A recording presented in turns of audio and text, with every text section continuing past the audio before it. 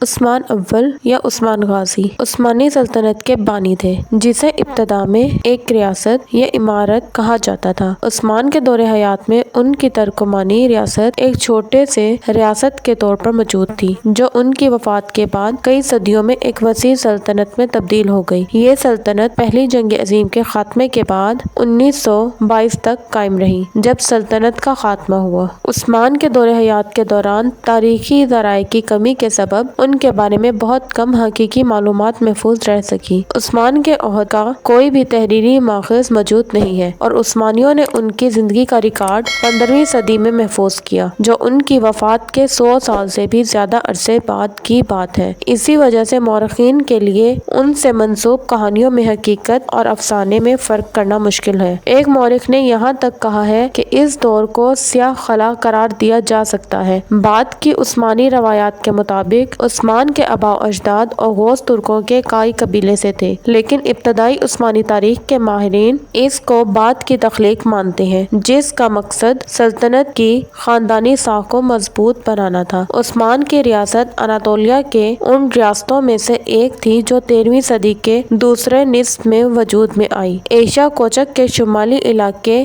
بہتینیا میں واقع عثمان کی ریاست بازنطینی سلطنت پر حملے کے لیے خاص طور پر موزوں تھی، جسے بعد میں ان کے جانشینوں نے فتح کر لیا۔ کچھ اسکالرز نے یہ دلیل دی ہے کہ عثمان کا اصل نام ترک زبان میں تھا، شاید اتمان یا اتامان، جسے بعد میں عربی نام عثمان میں تبدیل کیا گیا۔ ابتدائی بازنطینی ذرائع، جن میں عثمان کے اہم اثر اور یونانی مورخ جارج پچیمیرس بھی شامل ہیں، زیادہ تر ذرائع اس بات پر متفق ہیں کہ عثمانی ترک کائی اوغوز ترک قبیلے سے تعلق رکھتے تھے، جو عثمانی روایات کے مطابق 13ویں صدی کے اوائل میں منگول حملوں کی وجہ سے وسطی ایشیا میں اپنے آبائی وطن سے ہجرت کر گئے۔ یہ قبیلہ اناطولیہ میں سلجوق سلطنت روم کے زیر انتظام ایک علاقے میں آباد ہوا۔ دیگر ذرائع کا دعویٰ ہے کہ کائی قبیلہ اس سے 2 صدیاں پہلے اناطولیہ آیا تھا، سلجوقوں کے ہمراہ، جب انہوں نے 1040 کے قریب ماوراء النہر سے خراسان کی طرف ہجرت کی اور مرو شہر کے قریب رہائش اختیار کی۔ پھر 1071 کے بعد کائی قبیلہ مشرقی اناطولیہ کی طرف بڑھا،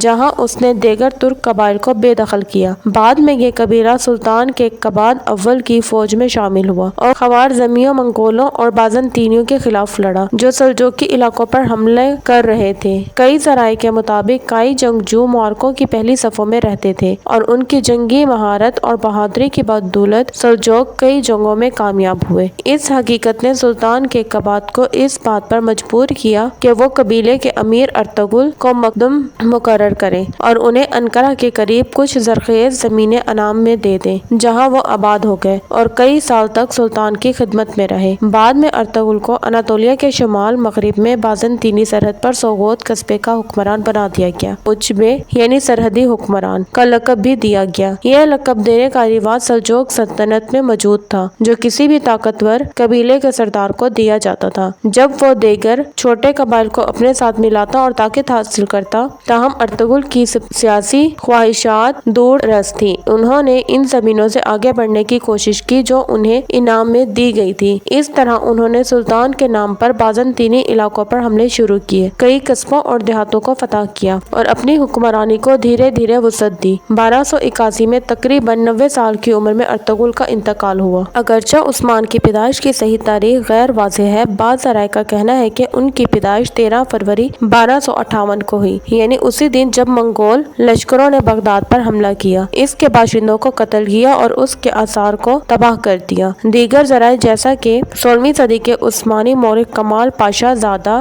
بیان کرتے ہیں کہ عثمان کی پیدائش غالباً 13ویں صدی کے وسط میں ہوئی، ممکنہ طور پر 1254 میں۔ عثمان کی ابتدائی زندگی کے بارے میں معلومات محدود ہیں، تاہم دستیاب چند ذرائع اس بات پر متفق ہیں کہ ان کی پیدائش سوغوت قصبے میں ہوئی، جسے ان کے والد ارطغرل نے اپنی امارت کا دارالحکومت بنایا۔ در حقیقت عثمان اور ان کے قبیلے کی اصل کے حوالے سے عثمانی، یورپی اور بازنطینی ذرائع زیادہ معتبر نہیں سمجھے جاتے۔ ایک طرف عثمانیوں کی طرف سے اصل میں لکھی گئی سب سے پرانی معلوم تحریریں قسطنطنیہ کی فتح 1453 کے بعد کے دور کی ہیں، اور دوسری طرف کسی بھی بازنطینی مورخ نے اپنی تحریروں میں عثمانیوں کے اصل کے بارے میں ذکر نہیں کیا۔ جہاں تک یورپی مورخین کا تعلق ہے، ترک مسلمان ان کی دلچسپی کے دائرے سے باہر تھے۔ تاہم ایک صدی بعد جب عثمانیوں نے یورپ کے لیے خطرہ بننا شروع کیا تو یہ صورتحال بدل گئی۔ عثمانی مورخ کمال پاشا زادہ نے ذکر کیا کہ عثمان ارطغرل کے سب سے چھوٹے بیٹے تھے اور انہیں روایتی خانہ بدوش ترک طریقے سے پرورش دی گئی۔ انہوں نے کم عمری میں ہی کشتی، تلوار بازی، گھوڑ سواری، تیر اندازی اور شہباز پالنے کی مہارتیں سیکھی۔ انہوں نے ان تمام مہارتوں میں اپنے بھائیوں سے بہتر کارکردگی دکھائی۔ انہیں اسلام کے اصول بھی سکھائے گئے اور وہ صوفی شیخ خصوصاً اپنے مرشد شیخ ایدبالی کی تعلیمات سے متاثر تھے اور یہ ان کی شخصیت اور طرز زندگی میں واضح نظر آتا تھا۔ نسب کے لحاظ سے سب سے زیادہ مقبول اور کلاسیکی روایت یہ ہے کہ عثمان سلیمان شاہ کے پوتے تھے جو فرات دریا کو گھوڑے پر عبور کرتے ہوئے ڈوب کر فوت ہوئے تھے۔ ترک مورخ یلماز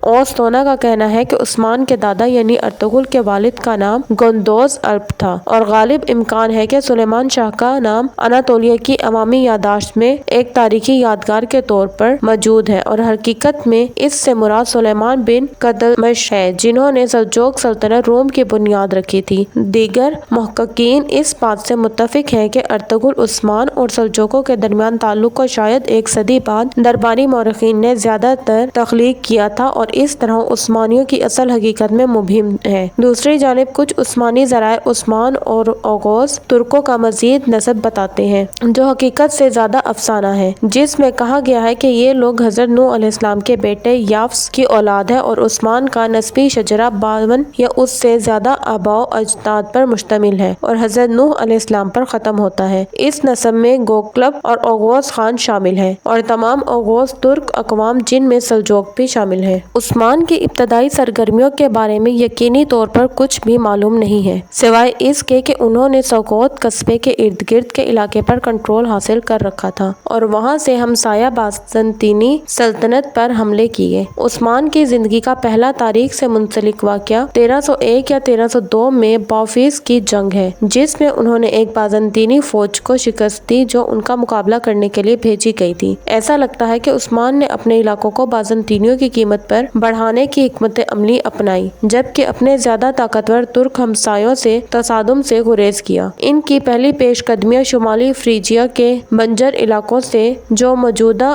اسکیشر کے قریب ہے بیتاجینیا کے زرخیز میدانوں کی طرف جانے والے دروں کے ذریعے ہوئی۔ اسٹینفورڈ شاہ کے مطابق یہ فتوحات مقامی بازنطینی نوابوں کے خلاف حاصل کی گئی جن میں سے کچھ کو جنگ میں شکست دی گئی جبکہ دیگر کو پرامن طریقے سے خریداری کے معاہدوں، شادی کے معاہدوں اور اسی طرح کے ذریعے اپنے اندر جذب کر لیا گیا۔ عثمان اپنے والد کی وفات کے بعد 1281 کے آس پاس امیر یا بے بن گئے۔ بعض مورخین کے مطابق عثمان کا اقتدار سنبھالنا پرامن نہیں تھا کیونکہ انہیں اپنے قبیلے کی قیادت حاصل کرنے سے پہلے اپنے رشتہ داروں سے لڑنا پڑا۔ عثمان کے ایک بڑے حریف ان کے چچا دندار بے تھے جنہوں نے ممکنہ طور پر اپنے بھتیجے کو قتل کرنے کی سازش کی یا اس کے خلاف بغاوت کی۔ جب عثمان نے ایک چھوٹے یونانی جزیرے پر حملہ کرنے کا ارادہ کیا، دندار بے کو عثمان کی خواہشات میں خطرہ محسوس ہوا جس سے پورا قبیلہ خطرے میں پڑ سکتا تھا۔ تاہم عثمان کو اپنے نافرمان چچا کو قتل کرنے کے لیے اپنی تلوار نکالنی پڑی۔ ولایت نامہ میں جو حاجی بکتاش ولی کے بارے میں روایات پر مشتمل ہے، عثمان کے چھوٹے چچا کو ارطغرل کی وفات کے بعد بنایا گیا۔ اس دوران عثمان اور دیگر کئی جنگجوؤں نے سوغوت کے آس پاس کے بازنطینی علاقوں جیسے یار حصار، بلیجک، انگول اور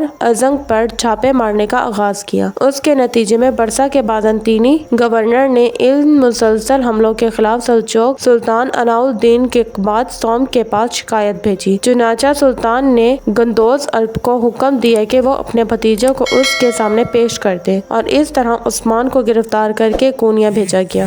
اس روایت کے مطابق سلطان کے قباط نے عثمان کی بہادری اور کارناموں کی تعریف کی اور اسے سزا دینا نہیں چاہا بلکہ عثمان کو حاجی بکتاش ولی کے پاس بھیج دیا گیا تاکہ وہ اس معاملے پر غور کریں۔ عثمان کا صوفی بزرگ نے گرم جوشی سے استقبال کیا اور کہا کہ میں برسوں سے کسی ایسے شخص کا انتظار کر رہا تھا۔ اس کے بعد حاجی بکتاش ولی نے عثمان کے سر پر صوفی مشائخ سے منسوب پگڑی باندھی اور اسے سلطان کے لیے پیغام دے کر واپس کونیا بھیجا کہ عثمان کو قائی امیر بنایا جائے۔ یوں عثمان قبیلے کا سربراہ بن گئے۔ ایک فوجی نقطہ نظر سے عثمان کی ریاست کا محل وقوع پہلو اس کی فتوحات میں کامیابی پر نمایاں اثر ڈالتا تھا۔ اس کا دارالحکومت سغوت ایک پہاڑی پر واقع تھا جو ایک مضبوط دفاعی پوزیشن میں تھا اور قسطنطنیہ سے کونیا جانے والے اہم راستے پر واقع تھا۔ اس مقام کی اہمیت اناطولیہ کی سیاسی ٹوٹ پھوٹ کی وجہ سے سامنے آئی، جس نے چھوٹے ریاستوں کو ان کی اصل اہمیت سے کہیں زیادہ اہمیت دی۔ بازنطینی سرزمینوں سے ملحقہ ایک ریاست کا امیر ہونے کے ناطے عثمان کے پاس اپنی تمام کوششیں جنگ اور جہاد کی طرف مرکوز کرنے کا موقع تھا، جیسا کہ سلجوقیوں نے کیا تھا، اور ان کی نیت بازنطینی علاقوں کو فتح کرنا اور انہیں اسلامی خلافت میں شامل کرنا تھا۔ قدیم سلطنت کی کمزوری اور یورپ میں جاری جنگوں سے حوصلہ پاتے ہوئے عثمان کو مغربی اناطولیہ کی طرف بڑھتے اور دردان کو عبور کرتے ہوئے جنوب مشرقی یورپ کی طرف پھیلنے کا موقع ملا۔ بعض مورخین ان اقدامات پر تبصرہ کرتے ہوئے کہتے ہیں کہ عثمان کی بازنطینیوں کی قیمت پر اپنے علاقوں کو بڑھانے کی حکمت عملی اس کی یہ خواہش تھی کہ وہ اپنے زیادہ طاقتور ترک ہمسایوں سے تصادم سے بچ سکے۔ سیاسی طور پر عثمان نے اپنے ریاست میں نئے انتظامی نظام تشکیل دینے اور ان پر عمل کرنے میں بڑی مہارت دکھائی۔ اپنی حکمرانی کے دوران عثمانیوں نے خانہ بدوش قبیلے کے نظام سے مستقل آباد کاری کی طرف منتقلی میں بڑی پیش رفت کی۔ اس سے انہیں اپنی پوزیشن کو مستحکم کرنے میں مدد ملی اور وہ تیزی سے ایک بڑی طاقت میں بدل گئے۔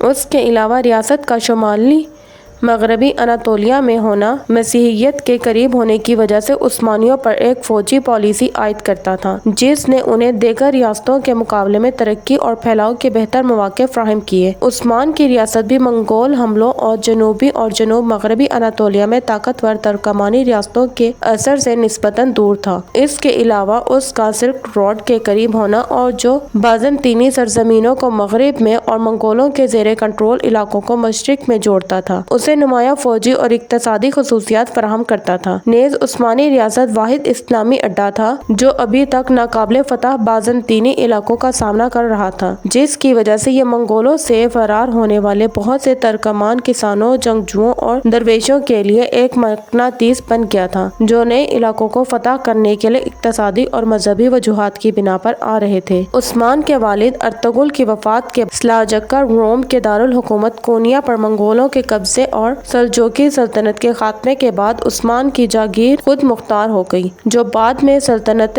عثمانیہ کہلائی۔ عثمان خان کی جاگیر کی سرحد قسطنطنیہ کی بازنطینی سلطنت سے ملی ہوئی تھی۔ یہ وہی بازنطینی حکومت تھی جو عربوں کے زمانے میں رومی سلطنت کے نام سے مشہور تھے، جسے ارسلان اور ملک شاہ کے زمانے میں سلجوقیوں نے باج گزار بنا لیا تھا۔ اب یہ بازنطینی سلطنت بہت کمزور اور چھوٹی ہو گئی تھی، لیکن پھر بھی عثمان خان کی جاگیر کے مقابلے میں بہت بڑی اور طاقتور تھی۔ بازنطینی قلعہ دار عثمان کی جاگیر پر حملہ کر رہے تھے، جس کی وجہ سے عثمان خان اور بازنطینی حکومت میں لڑائی شروع ہو گئی۔ عثمان نے ان لڑائیوں میں بڑی بہادری اور قابلیت کا ثبوت دیا اور بہت سے علاقے فتح کر لیے، جن میں بروسا کا مشہور شہر بھی شامل تھا۔ بروسا کی فتح کے بعد عثمان کا انتقال ہو گیا۔ ارطغرل غازی اپنے فرزند عثمان کو ہر لحاظ سے پختہ اور کامل بنانا چاہتا تھا، اس لیے اس کی جسمانی تربیت کے لیے ترغوت، عبد الرحمن غازی، آکچا کوجا اور کنور الب جیسے عظیم جنگجوؤں کو ذمہ داریاں سونپی اور روحانی تربیت کے لیے شیخ ادیبالی سے درخواست کی، لہٰذا ادیبالی نے عثمان کے مربی کا کردار ادا کیا۔ عثمان بڑا بہادر اور عقل مند حکمران تھا، رعایا کے ساتھ عدل و انصاف کرتا تھا، اس کی زندگی سادہ تھی اور اس نے کبھی دولت جمع نہیں کی۔ مال غنیمت کو یتیموں اور غریبوں کا حصہ نکالنے کے بعد سپاہیوں میں تقسیم کر دیتا تھا۔ وہ فیاض، رحم دل اور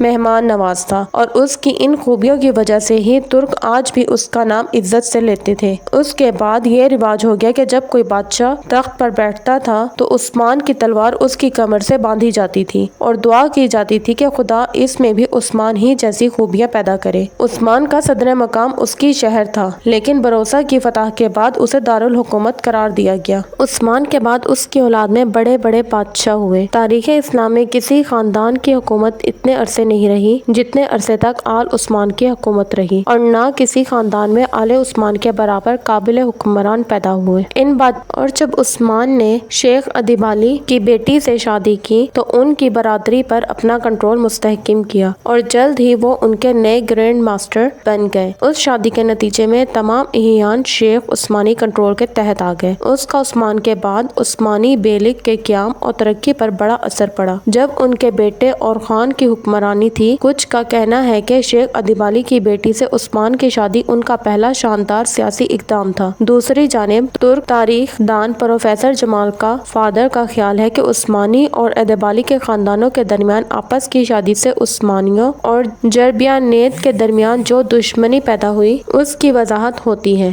کیونکہ جربیانیت ترکمان گھرائے کو سلجوقیوں کی جانب سے 1240 میں بابائی بغاوت کو کچلنے کے بعد زمینیں اور عہدے دیے گئے تھے، اور چونکہ شیخ ادیبالی کو ان کے پیروکار بابا اسحاق کے جانشین اور رہنما سمجھتے تھے، اس لیے وہ سب جربیانیت کے توجہ کا مرکز بن گئے۔ کا فادر مزید کہتے ہیں کہ عثمان کی حکمرانی کے آغاز میں نوجوان امیر نے اپنے ہمسایوں کے ساتھ سیاسی چالاکی کا مظاہرہ کیا۔ عثمان کی اتحادیوں نے قبائلی، نسلی اور مذہبی حدود کو عبور کیا، اور ممکنہ طور پر اس نے اپنے سیاسی عزائم کی ضروریات اور اپنے خاندان کے روابط کو سمجھا، جنہیں اس نے اپنے بیٹے کے لیے محفوظ کیا۔ عثمان نے اپنے بیلک کی ضروریات کے مطابق سلجوق سلطنت روم کی سیاسی ثقافت کو دوبارہ تشکیل دیا۔ وہ اپنے ترکمان ہمسایوں سے زیادہ تخلیقی تھے جب انہوں نے ترک، اسلامی اور بازنطینی روایات کو یکجا کیا۔ اس کے علاوہ امیر نے ہمسایہ شہروں اور دیہاتوں کے بازنطینی دگفوروں کے ساتھ بھی تعاون کیا۔ اس نے ایک معاہدہ کیا اس کے قبیلے کو جب وہ موسم